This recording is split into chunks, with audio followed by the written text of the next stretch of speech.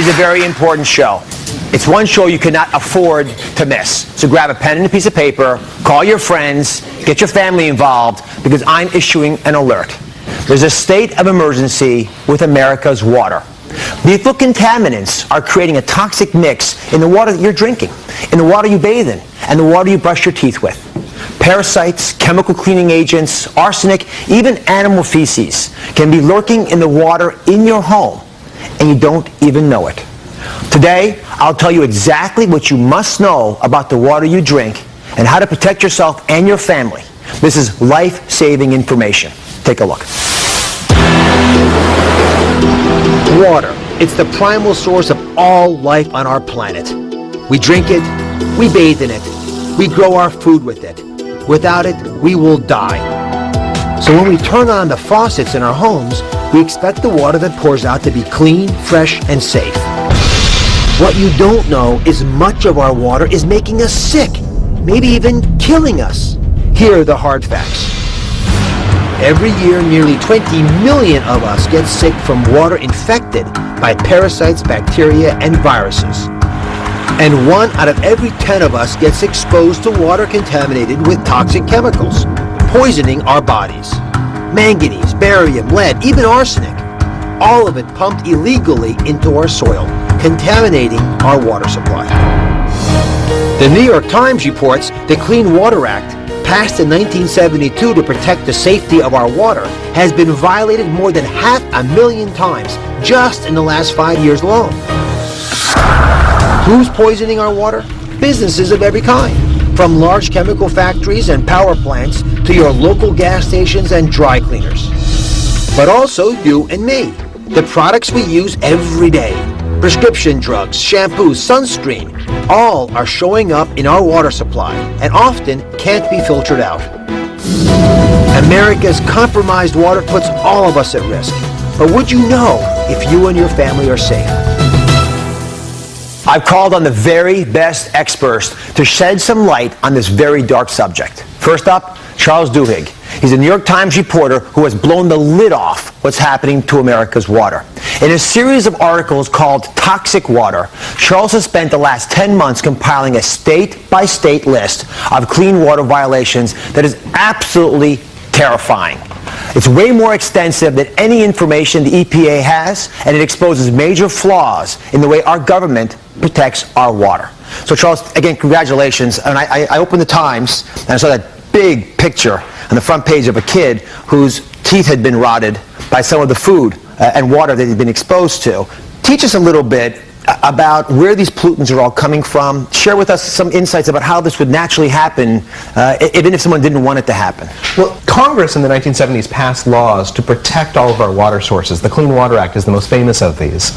But laws are only as good as they are enforced. And what we discovered is that over the last couple of years, and basically since the early 2000s, these laws haven't been enforced. So companies that produce chemicals, companies like gas stations that have all these toxins and pollutants have been dumping them into waterways without anyone slapping them on the wrists. Unless you think it's not happening in your home, I love Charles to just explain to us how widespread this really is. Absolutely. We looked at data from every single state in the union. And here's the image of that. If you can take a look back here, you can see this country, and find your state, and you'll see the number of percentage of violation rates in your state. And there's no state, with one exception, that's zero, and that state we're just not sure about yet. Absolutely, you're exactly right. Be more specific if you can about who's to blame. Well, I think there's two fingers that we can point. The first is the companies themselves that are dumping things that they know have health impacts into waterways. But the second finger, and the other people who are to blame, are the state regulators. Yeah. It's compelling when you understand it, you realize how far-reaching it really is. It impacts all of our lives. Well, in West Virginia, not far from the capital city, hundreds of people are suffering with painful illnesses, and some are even dying.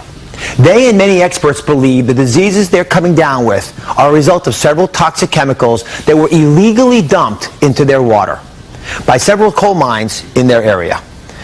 I want you to meet Jennifer Hall Massey and her family. Take a look at what they believe their water is doing to their family's health.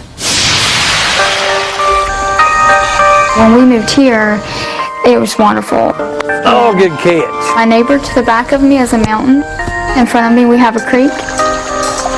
But Within 3 years, I had to start having crowns on my teeth, and it made absolutely no sense to my dentist. Then I get pregnant with Ryan. Ryan had reflux, an extreme case when he was an infant.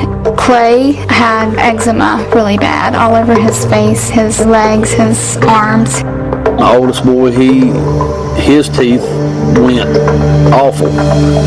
I think he had like 9 caps or 11, I don't remember now. Bad water got in, it just affected my teeth. I've had like 5 blood clots, and I'm 39 now, not 89. In 2006, my little brother developed a brain tumor. He was only 29 years old. It was larger than a softball. In October the 6th of 06, he went shopping with his friends that evening, was fine, and fell over with a seizure at night, and no one saw him. When we lost my brother-in-law, that really turned things around. That kind of opened our eyes. We were talking to the neighbors and realizing how many others actually had brain tumors. 6 people within a 300-yard radius had brain tumors. It had to be in the water. That's the only thing they had in common, is the water. Our water tests came back with significant amounts of manganese, lead, barium, arsenic, and nickel, all things in very unsafe concentrations.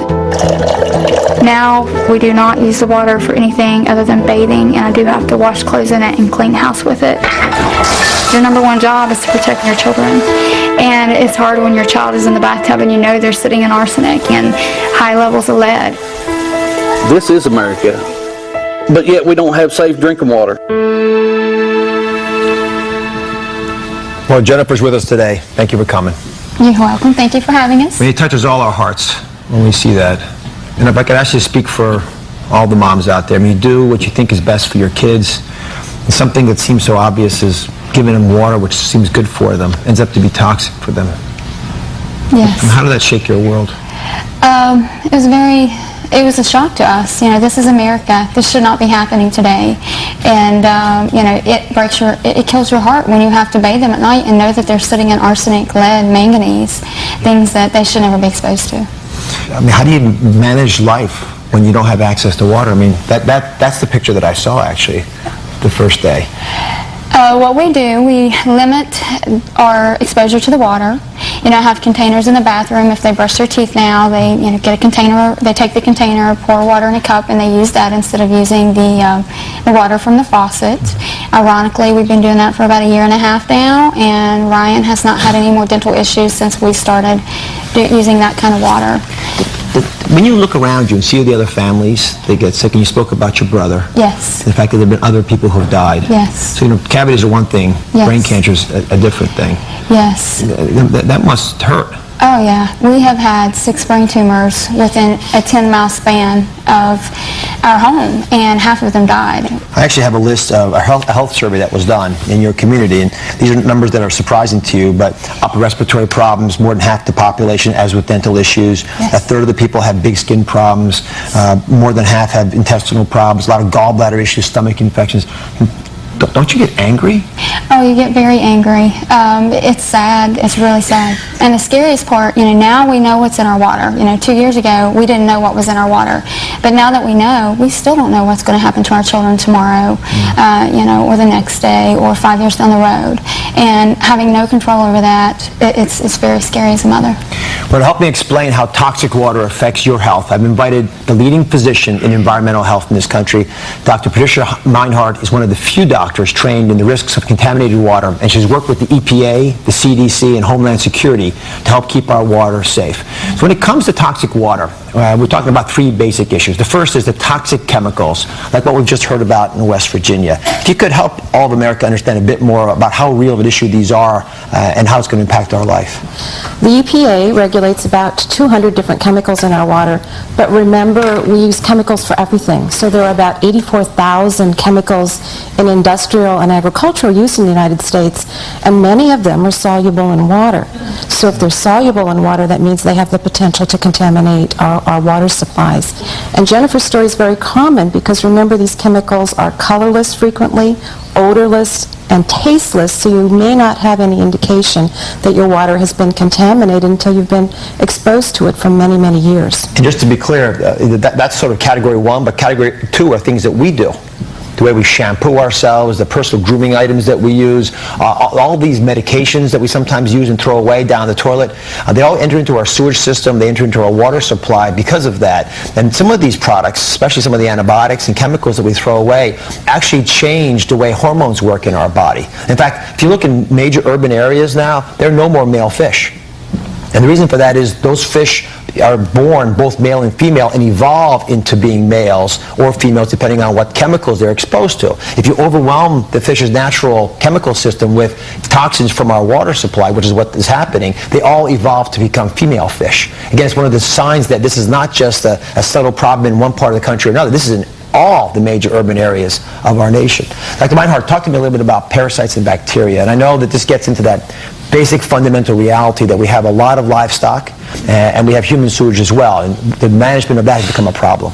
We face a lot of new challenges, and much of that has to do with agricultural practices, intensive and concentrated livestock operations. Toxic E. coli is now something that has been transmitted in water. The people who have the most to lose from these exposures are the vulnerable populations among us. Pregnant women developing fetuses, infants and children, anybody on chemotherapy, and really anybody who's got a chronic medical condition is at increased risk for these diseases. And for the moms out there, Jennifer, obviously the kids are the ones we worry about because they're the canaries in the coal mine. They're the ones that actually often will reflect the symptoms the first. It's easier said than done. And we see a big map of America, and all the moms out there should be realizing their states are involved in some way or another. I have sort of one big question that I'm left with. Why are you still there? Well, our first instinct when we realized our water was contaminated was to take our children and get out of the community. And so we put our house on the market, and you can't sell a house with contaminated water. Who's going to buy it? And the neighbors down the road are the same way. So what we did as a community, we decided to stand, fight for a municipal water supply. They initially told us it would take 10 years. We have managed to get that dwindled down to 2. So, and that's been solely a result of the hard work of primarily the mothers in the community, but the fathers have helped us out too. And it's to protect our children. So, yeah. It was a shout out to the moms. You will be the ones who are the change agents. You will make this happen. Thank you very much, Jennifer. Thank you to Charles Duhigg for the great articles. Patricia Meinhardt, thank you very much for joining us today. But I know that although we've given you a lot of information today and some of it's overwhelming, you're going to have things you can do in your own life.